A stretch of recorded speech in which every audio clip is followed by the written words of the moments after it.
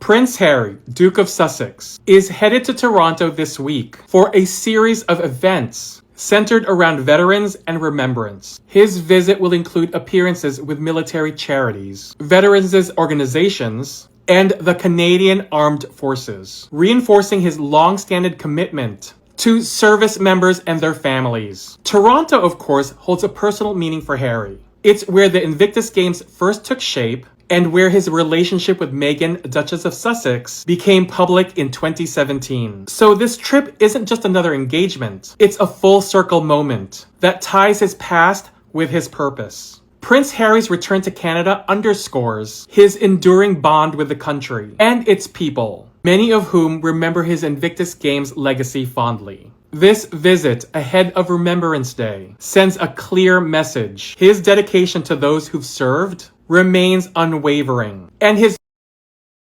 Meghan and Harry said, please stop harassing us at, outside, above, and nearby our home and places we go. And you guys heard them say, for some reason, that they never want to go outside or be seen in public ever again. Because why is it that every time I open a comment section on a tabloid video of them that they didn't even post themselves, people are like, next stop on the privacy tour? They didn't say they never wanted to go outside again. They just asked you to leave them the fuck alone and stop harassing them. Okay. What people say about our Duchess of Sussex, nobody can ever deny her grace and elegance. In a world that's so loud, especially when she was in the royal family in the UK, y'all all know that they are about their pomp and circumstance. But when she walked into the room, literally, her elegance and grace just radiate. It's not all about money. It's not all about your status, but it is about mindfulness. That woman knows that she has confidence and she does not let anybody break it. You can say what you want to. We know that she does not come for money. This is just instilled in her. She can walk into a room and command it without saying nothing, which is why she has had the success that she's had. And also, she has a kind heart that nobody can deny. She carries herself in a way where she is eloquent in how she speaks. She is eloquent in how she listens. She's also all about taking care of other people and helping where she can be helpful. That's what I love about her. She don't make it all about her. She makes it about her work that she is doing. How can she make a voice for other people that do not have one? And as I've always said, she knows how to protect her peace as well as other people's. And we all know that by being duchies, by being squatties and friends, she protects us, which is why she does not have her comments turned on her page, because she don't want no back and forth. She doesn't want us to have to suffer through it, nor does she want to suffer through it. I have tried to post this video several times and the internet is not letting me. And I should take that as a sign, like I shouldn't post this, but I'm just going to, because what's meant to be will be, I guess. Someone tell me why I just spent like 30 minutes of my life on Instagram defending Meghan Markle, and defending her because I like her. And before anyone says like, oh, why do you like her and why would you defend her? Just hear me out. Okay. I now decided to come to TikTok because I felt like this also would be a really good introduction to who I am, because I just recently started posting on TikTok and I have like 100 followers and it's just so exciting. But that being said, I felt like it was a good time to introduce who I am and just kind of get a few things that I've really been thinking about lately, and just kind of getting it out there to say like, this is who I am. And if you want to follow, great. And this is a great time. If you don't want to follow, bye, Felicia. So I am almost 40 years old and I am a Hispanic woman. I am married and I have 2 daughters, 11 years old and 9 years old. And as a Hispanic woman, I'm fully embracing that, okay? And I say that because growing up, I can't say that I fully embraced it. I grew up in Denver, Colorado, and my parents don't speak Spanish, and my parents didn't teach me to speak Spanish. And when my parents were younger, their parents did not teach them how to speak Spanish because it was frowned upon. And you did not want to draw attention to the fact that you were Hispanic. And so when I was growing up, and some people would even argue like you can't even call yourself Hispanic. And I know that there are different names. There's, Latinx, and there's certain names that, yes, you can call yourself Chicano, Chicana. I know that. But I always called myself Hispanic. There was no getting away from it. My maiden name is Garcia. So that is who I was, and that is who I am. And I've shared on TikTok that every Tuesday I go to therapy, and I call it Take Care Tuesday. And it's been life-changing. It has absolutely helped me to basically kind of shed a lot of insecurities that I've had growing up. Growing up as an only child, and I had predominantly Caucasian friends. I dated predominantly white guys. I dated all white guys, in fact.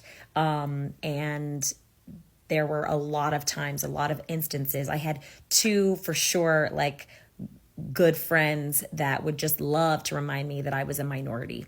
And so lately, now, especially in the political climate that we're in, I have just found myself just fully embracing being a Latina. And I love it. And I have two daughters, and I want them to fully embrace that as well. So today, now my husband's butting in. I gotta stop my video. Okay, I had to kick my husband out for a minute. So anyway, getting back to what I was saying. Babe, are you still there? Okay, now back to the Meghan Markle part. I didn't want my husband to hear that because he'd be like, babe, Meghan Markle could take care of herself. But it's not about that. It's not just popping off on people on social media just to pop off. It has everything to do with the fact that I feel for this girl. To me, she is very relatable. Now, granted, she's a freaking Duchess, okay? But I feel like she did not grow up with a silver spoon in her mouth. She grew up in LA in a single parent household. I did as well. Her dad doesn't walk her down the aisle. There's all this drama. My dad also did not walk me down the aisle. There are just certain things like just that she's just a human being, right? Like there's all these stories about her that show it's like when celebrities, they're just like us. And let's say kids have heroes that are baseball players, basketball players, because maybe they grew up in the same neighborhood, or, they start from nothing and now they're here, like kind of started from the bottom, now we're here, like that mentality. And I just found her to be relatable in that sense. And I was kind of like, wow, good for her. You know what I mean? Like she's this beautiful Black woman. She's now found herself a prince. She is Meghan, the Duchess of Sussex, and I will forever give her that name because she earned it, because she married into it. And as someone who studied abroad in London, and I love my people across the pond, I love them. But those tabloids are vicious. They are vicious. And people are reading them in the tube at like 7 a.m. in the morning, and you see some really like vicious things. And so now, you're in America, and you're like, okay, I'm in my country, right? Like I should be fully embraced. And no, people still do not want to embrace you. And I'll tell you why. Because you are not an ugly woman who looks like everyone else. You are a beautiful Black woman. And I know that it has to do with race, because I'm reading through these comments that these people are writing, and it's like, she doesn't even act Black. And if I had a nickel for every time someone said, you don't even act Mexican. And what do you say to that? What does one say to that? And I think that is why I find it so, I am offended by it. So I want to defend this woman who does not need my help. And I get that. But I feel like I am almost defending myself all those times that I didn't. And there were plenty of those times. There is a reason why at this stage in life, I am turning 40, and I'm like deciding now, after a year and a half of therapy, that I will now start posting myself on social media, wearing cute clothes and styling my outfits and putting myself out there. in a way that is more vulnerable, because I grew up as an only child. I was very timid. And I switched schools when I was in 3rd grade because I was bullied. Like, I just didn't have a voice. And now I have too much of a voice. People are like, girl, you need to shut up. But I just think that I don't care anymore what people say. And maybe that's not true. I still care. Like, I still have insecurities. There's a reason why I still go to therapy every Tuesday, and I will keep continuing to mention that because it has helped me so much, but it has also helped me to give zero. And I think that is so important at this stage in my life, to show my daughters that they should stand up for what they believe in. They should be proud of who they are and what they look like and where they came from. And that they should be for the people. Because the other part of this is that I did pop off on people, and it was on my business page, and I shouldn't do that technically, right? But I'm kind of to the point where I'm watching these other women who are political, and they are posting their outfit for Halloween, and they're dressing up in blackface and using the N-word like it's no big deal. And people like that content, and I'm just thinking, oh, hell no. I am not going to care if I post about being against racism. I am a proud Latina who is against families being ripped apart because they're brown. I'm not for it. And if you don't like that about me, you don't have to follow me. There is not a cute enough outfit to make you stay. Am I right? But quite honestly, my point is I don't want you to be my friend. I don't want that kind of a follow. I am who I am at this stage in life, and I'm going to be unapologetically me. And my story is that my light had to be dimmed, and it is no longer going to be put out. And so I will stand up for the people like Meghan Markle. And as silly as this post may be, and I went on for a 10-minute rant, and I apologize about that. I am not good at landing the plane, but I think the moral of my story is that I am a brown woman who is probably perimenopausal, who loves to make things look really pretty, and who's on a budget because I'm remodeling my house. I do interior design, and I want to support women. I want to support causes that I'm proud of. I am not a racist, and I don't support racists. Plain and simple. If you don't like that, there's the dough.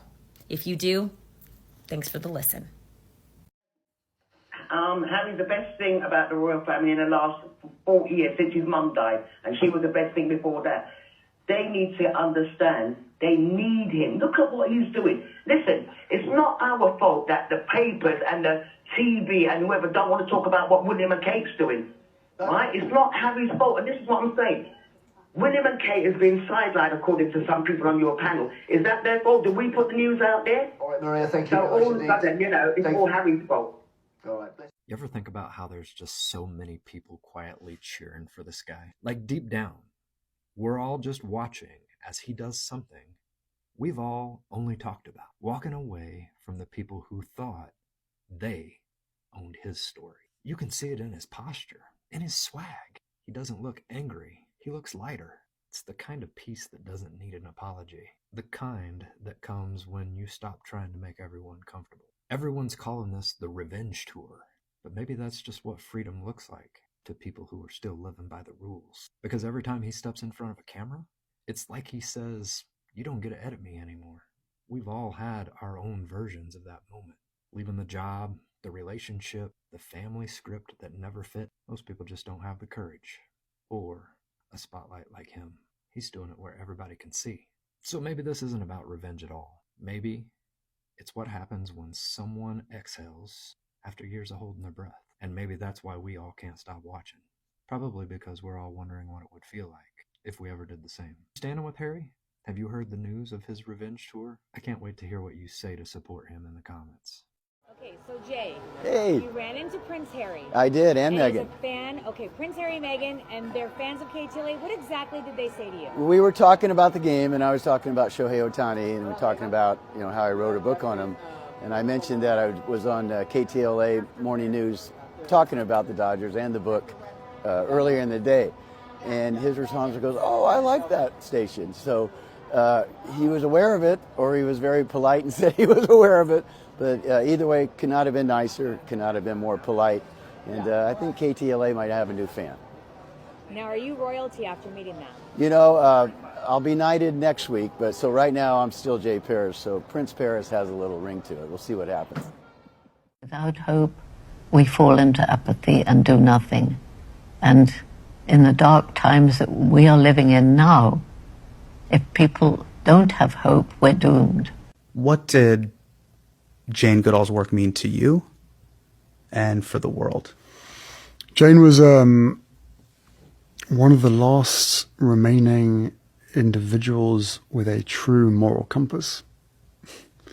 She traveled more than anybody else I know, all the way up until when she died.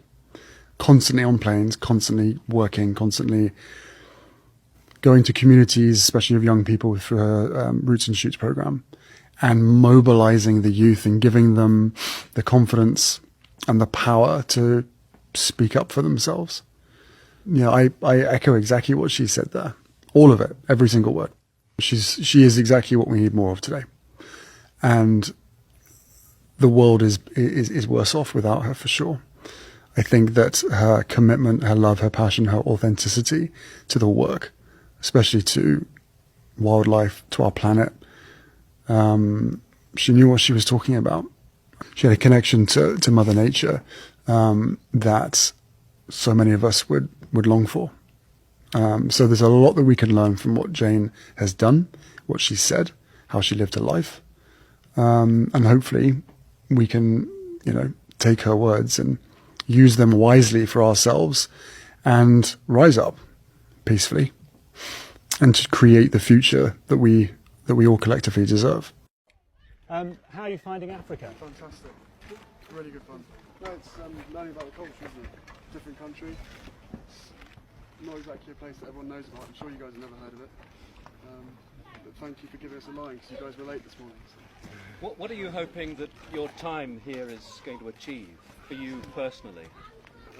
Recognition on people back in England, charities in England, to sort of recognise Lesotho as a country that needs help, because they haven't got enough help yet.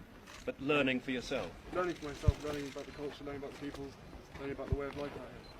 As you can see, maybe not today, but yesterday especially, they're all very, very happy, smiling the whole time. They're happy with life, but we want to help more, and I think we can. So with you guys here, hopefully you can help as well. Not me, but them.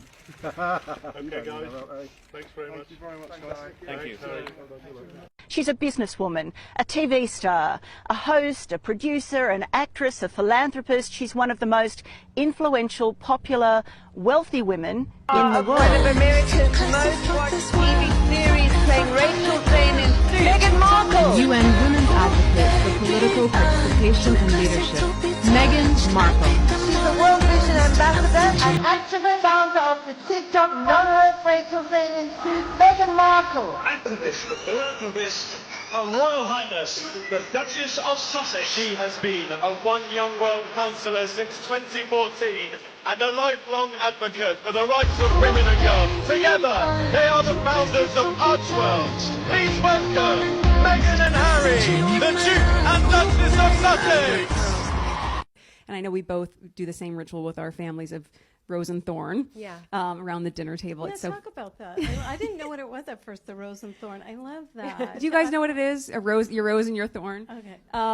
And so, well, for those who don't, it's essentially at the end of the day where you can say, here's my rose, here's the best part of my day, and here's my thorn, because every day is not going to be perfect.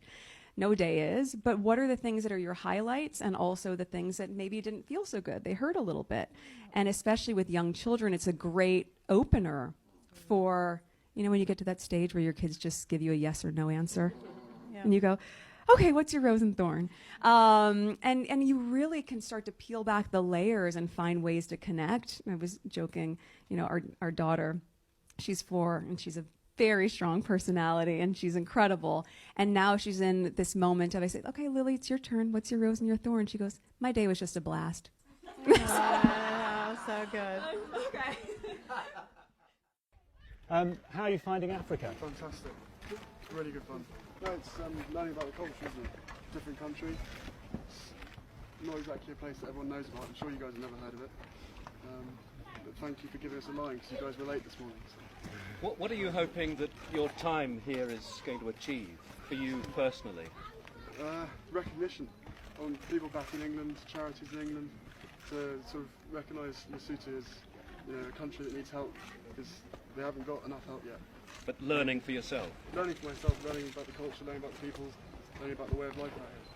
As you can see, maybe not today, but yesterday especially, they're all very, very happy, smiling the whole time. They're happy with life, but we want to help more, and I think we can. So, with you guys here, hopefully you can help as well. Not me, but them. Okay, guys. Thanks very much. Thank you very much, guys. Thank you. She's created. We're in love with Love Meghan right now. What is that? The new Meghan Markle / Meghan Duchess of Sussex show. Where she's also like Martha Stewart now.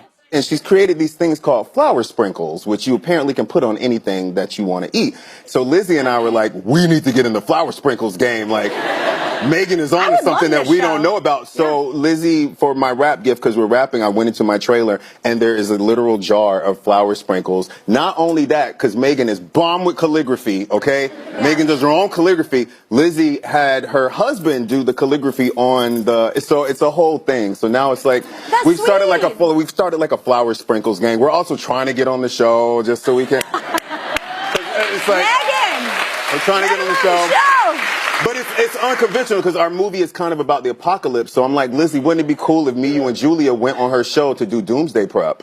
Yeah. Come on. Or what would you... So this is what happens when your husband can cook.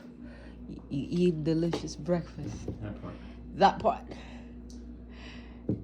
You're gonna eat delicious breakfast and your husband can cook, but otherwise you're in trouble. Delicious, huh? Eat your food, baby. I am eating. That food is so delicious. I needed to film that food. You know how that goes. That food is so delicious. Bon appetit. Hey.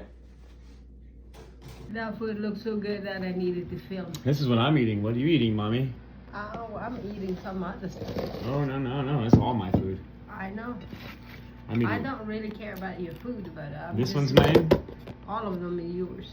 What are you going to eat, Mommy? I'm going to be hungry. No, you're not. I'm going to eat boo-boo. Oh. Yeah. Mommy eats people, so you guys know. I eat humans, huh? Oh. Did you say that? You said I eat people? Mommy eats people. She said she's going to eat me. Ah! Did I tell Rob that? Rob said I did not want to participate in accessory. It's not accessory until we do it. Accessory to what? Accessory to eating humans.